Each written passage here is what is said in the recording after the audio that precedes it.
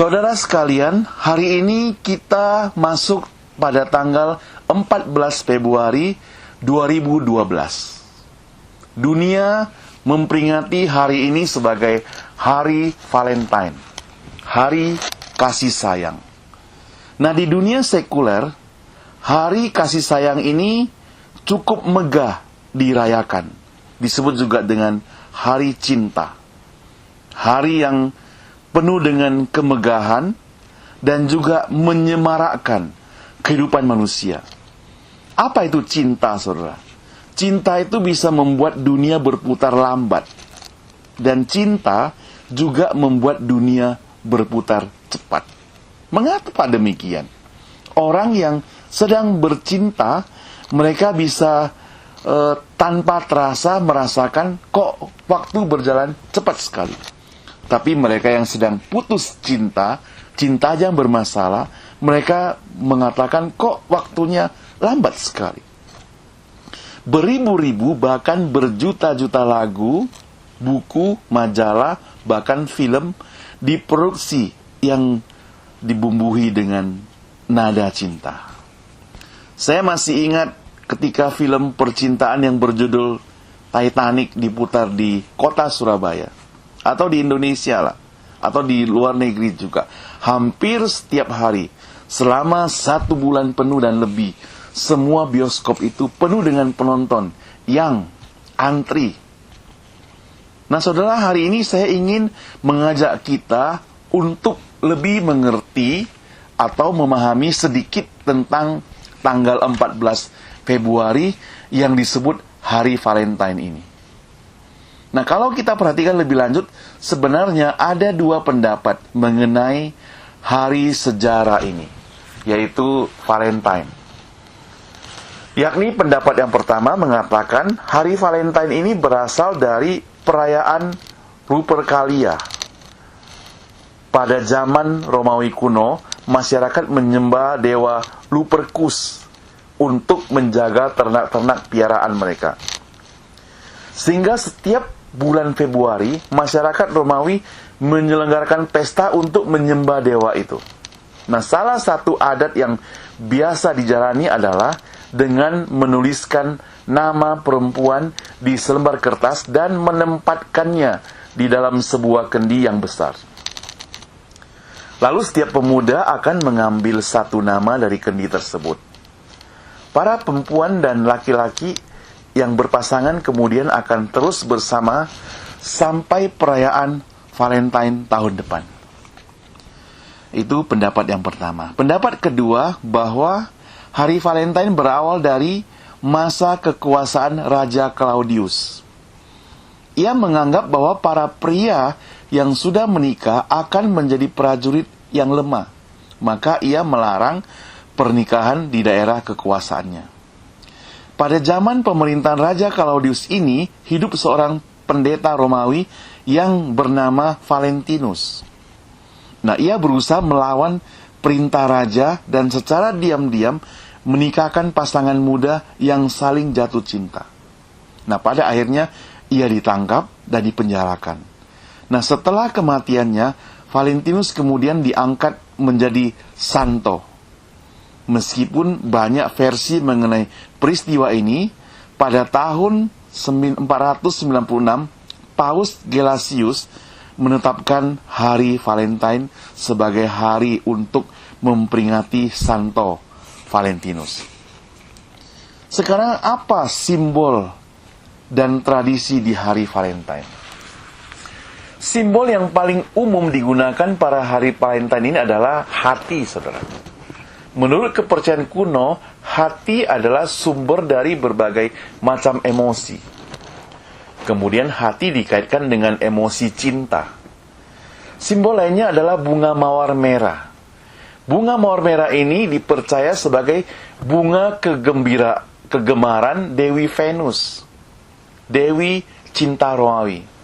Selain itu, merah merupakan warna yang melambangkan perasaan yang kuat. Maka, sudah menjadi tradisi di hari Valentine, orang-orang memberikan bunga mawar merah pada orang yang dikasihi. Kemudian saudara, kain renda tidak jarang juga digunakan sebagai simbol Valentine. Dahulu renda biasanya dipakai untuk membuat sapu tangan wanita. Ratusan tahun lalu jika seorang wanita menjatuhkan sapu tangannya, seorang pria akan mengambilkan untuknya. Nah, kadangkala jika seorang wanita melihat pria yang menarik, ia akan dengan sengaja menjatuhkan sapu tangannya. Maka kemudian orang-orang akan berpikir tentang keromantisan jika mereka melihat renda tersebut. Zaman sekarang nampaknya sapu tangan gak musim ya, yang musim tisu. Kayaknya kalau wanita jatuhkan tisu gak ada yang mengambil, kotor saudara. Jadi pada mulanya hari Valentine merupakan hari penyembahan kepada dewa Lupercus, itu versi pertama, atau peringatan kepada Santo Valentinus, itu versi kedua.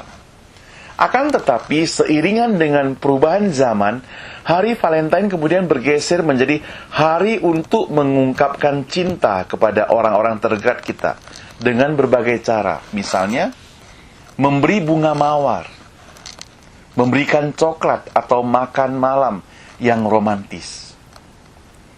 Nah, menjelang hari Valentine, pusat-pusat perbelanjaan mulai meluncurkan produk-produk khas Valentine. Restoran dan rumah makan menyiapkan menu khusus candlelight dinner yang romantis. Tidak ketinggalan, stasiun televisi dan radio menayangkan acara-acara spesial Valentine.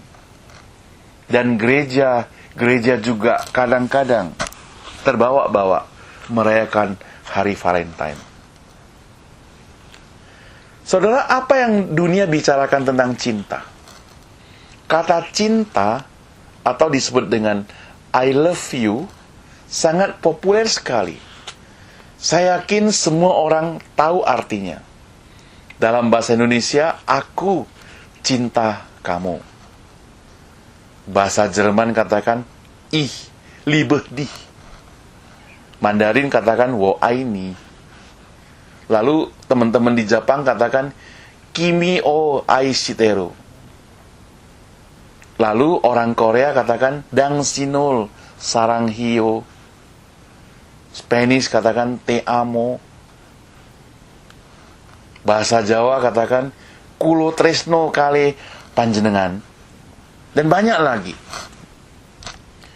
Para psikolog berpendapat bahwa kebutuhan akan cinta merupakan satu kebutuhan yang utama, primer.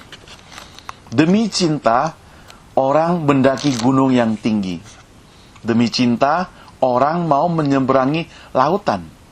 Demi cinta, orang melintasi padang pasir. Demi cinta, orang juga mengalami penderitaan. Ada orang yang rela mati demi cinta. Sebaliknya, gara-gara cinta, pegunungan menjadi tidak terdaki.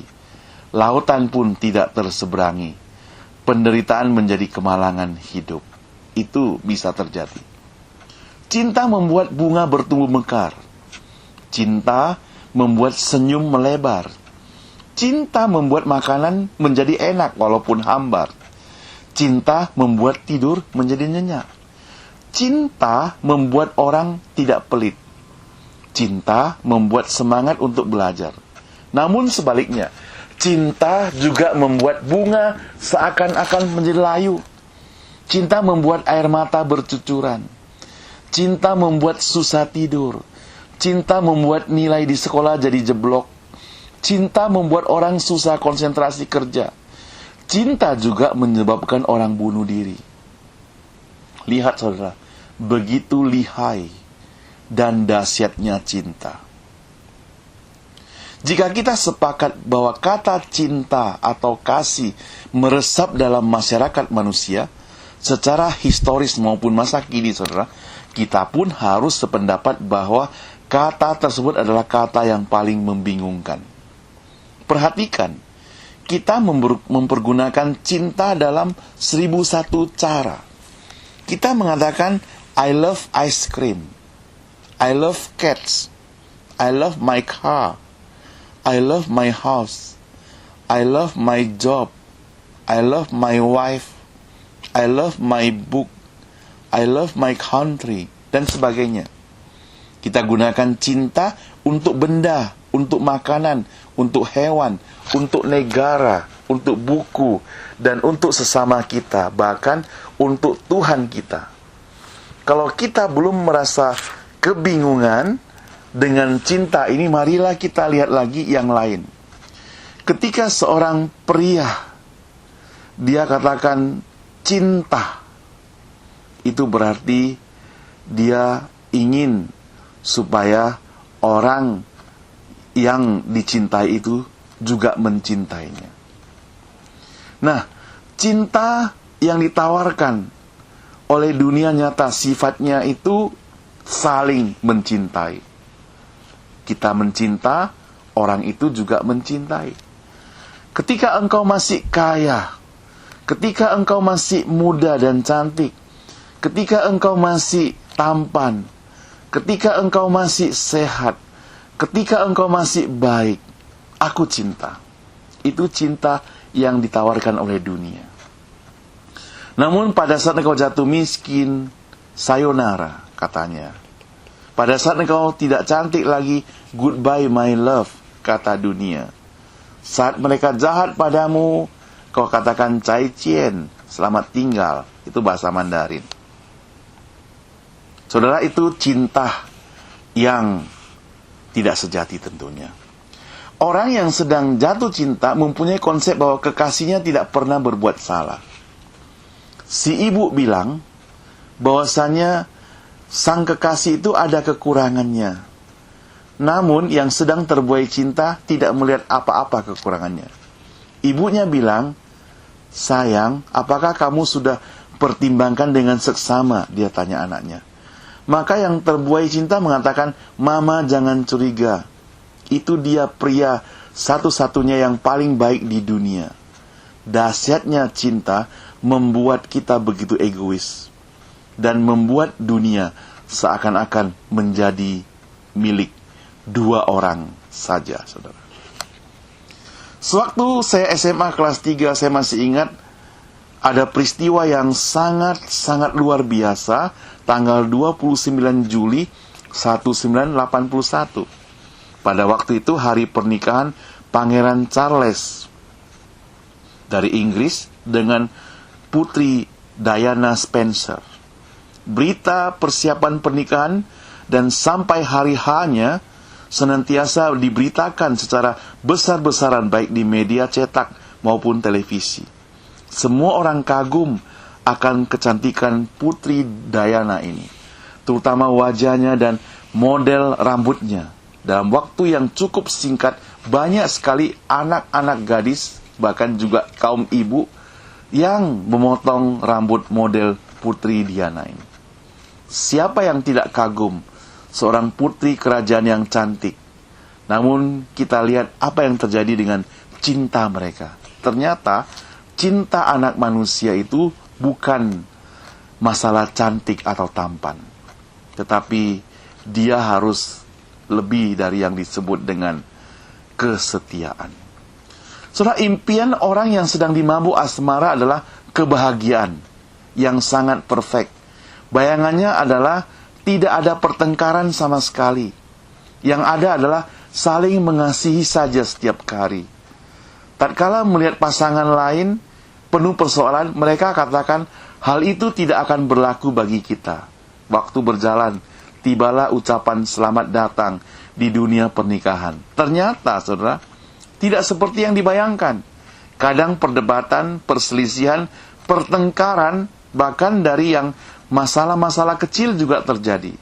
Lalu mata kita mulai terbuka. Ternyata pasangan kita punya kekuatan dan juga kelemahan.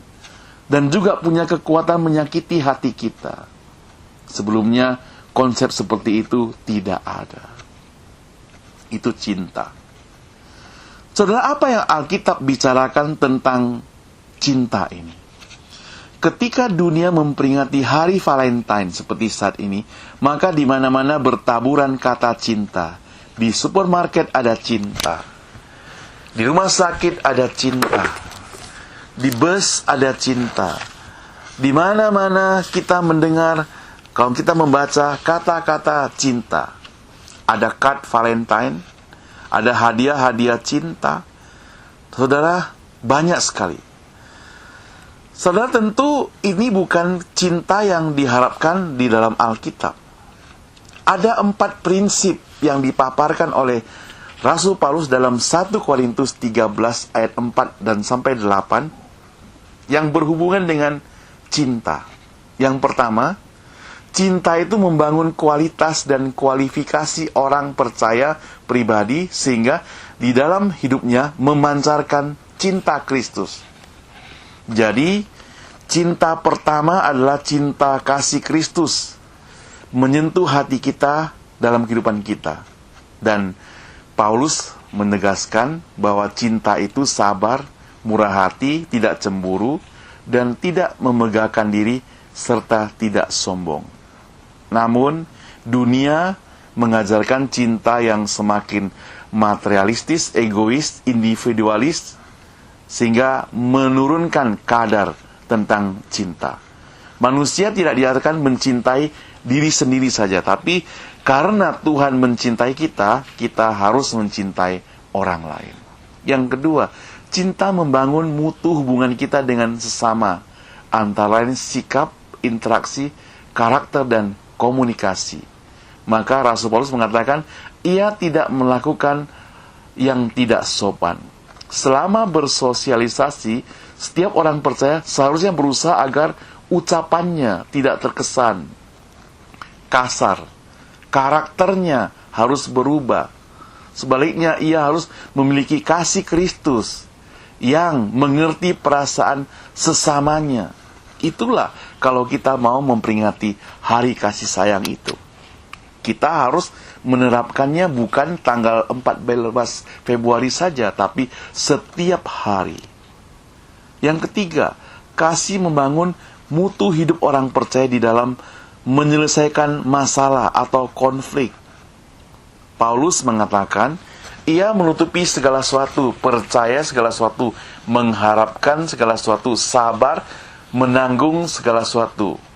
Kehidupan orang percaya, kalau saudara yang mendengar ini adalah orang percaya, maka dalam memperingati hari kasih sayang, sekali lagi bukan hari ini saja, tapi setiap hari yang kita jalani adalah kita ini bukan senantiasa orang yang suka bertengkar, tapi orang yang suka mencari damai.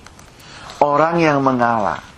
Mengalah bukan berarti kalah, tapi mengalah itu berarti saudara memiliki kasih yang daripada Tuhan. Saudara menang dalam hidup sebagai orang Kristen. Tapi kalau saudara membenci, berarti saudara seakan-akan tidak memiliki kasih dan saudara kalah sebagai orang Kristen, saudara. Yang keempat, cinta dari Allah itu kekal. Paulus mengatakan, nubuat akan berakhir, bahasa roh akan berhenti, pengetahuan akan lenyap. Tapi, kasih itu sifatnya kekal. Nah, kasih itu sifatnya kekal itu berarti berasal dari kasih Allah. Kalau kita mau praktekkan cinta kasih, semestinya kita praktekkan cinta kasih yang dari Tuhan. Cinta kasih yang bukan karena. Jadi bukan karena dia baik baru saya cinta dia. Bukan juga bukan supaya dia senang saya cinta dia. Bukan begitu. Tapi cinta yang walaupun dia menyakiti aku tetap sayang pada dia. Cinta kasih yang ditawarkan oleh dunia adalah kasih yang tidak sama dengan yang ditawarkan oleh Allah. Kalau cinta kasih yang ditawarkan oleh dunia adalah cinta yang mengorbankan orang lain. Tapi kalau cinta kasih yang ditawarkan oleh Allah adalah cinta yang rela berkorban demi mencintai. Nah, kalau kita perhatikan, waktu kita katakan saya cinta pada es krim, seperti yang tadi saya sebutkan. Artinya, es krim itu harus saya korbankan, saya memakannya. Saya cinta nasi uduk. Nasi uduk harus saya makan. Saya cinta kepada nasi lemak, nasi uduk, nasi lemak sama saja. Saya cinta pada mie goreng. Mie goreng harus kita korbankan, kita santap habis. Namun saudara, kalau Yesus katakan, atau kalau Tuhan katakan, saya mencintai engkau, Dia mati di atas kayu salib untuk engkau. Nah saudara, di dalam hari kasih sayang ini, saya ingin mengucapkan selamat hari kasih sayang. Tapi sekali lagi saya ingin menegaskan bahwa hari kasih sayang itu tidak hanya hari ini. Tapi hari kasih sayang daripada orang percaya adalah setiap hari. Kasih yang diajarkan oleh Tuhan Yesus pada kita juga kasih yang setiap hari. Mengapa kita perlu mengasihi orang lain? Karena Yesus sudah mati di atas kayu salib terlebih dahulu untuk kita. Dia terlebih dahulu mengasihi kita. Amin.